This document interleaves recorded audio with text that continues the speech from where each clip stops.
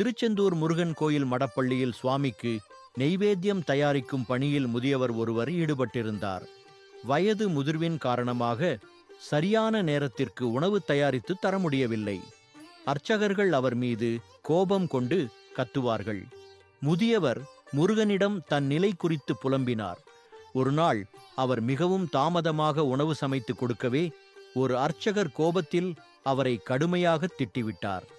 மனம் வருந்திய முதியவர் தன் உயிரை மாய்த்துவிட எண்ணி கடலுக்குள் இறங்கினார். நீண்ட தூரம் கடலுக்குள் நடந்தும் கூட நீர்மட்டம் அவரது முழங்காலுக்கு மேல் கொஞ்சம் கூட ஏறவில்லை.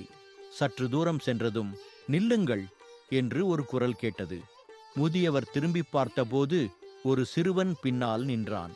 அவன் முதியவரிடம், உயிரை விடும் அளவிற்கு அப்படி என்ன கஷ்டம் வந்தது என்றான். முதியவர் அவனிடம் தன் பிரச்சனையை சொன்னார். சிறுவன் சிரித்தான். உங்களுக்கு வேறு பணி இருக்கும்போது எதற்காக மடப்பள்ளியில் வேலை பார்க்கிறீர்கள்?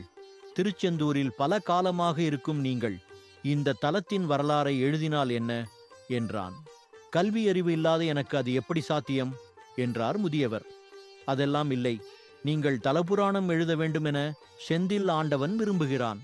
அதற்கான ஊதியமும் உண்டு என்று சொல்லி ஒரு பணமுடிப்பை கொடுத்தான். முதியவர் புரியாமல் நின்றார். அப்போது அந்த சிறுவன் அழகே வடிவான செந்தில் வேலனாக அவருக்கு சுயரூபம் காட்டி மறைந்தார். மகிழ்ச்சியடைந்த முதியவர் கிருஷ்ண சாஸ்திரி என்பவரிடம் தல புராணத்தை கேட்டார். அதனை நூலாக எழுதினார். அதனை அரங்கேற்ற கோயிலுக்கு சென்றார். முருகன் சொல்லியபடி நூல் இயற்றியதை அர்ச்சகர்களிடம் கூறினார். யாரும் அதை நம்பவில்லை. அவரை கேலி செய்து விரட்டினர். கோயிலை விட்டு வெளியேறிய முதியவர் தான் இயற்றிய நூலை கடலில் வீசிவிட்டார்.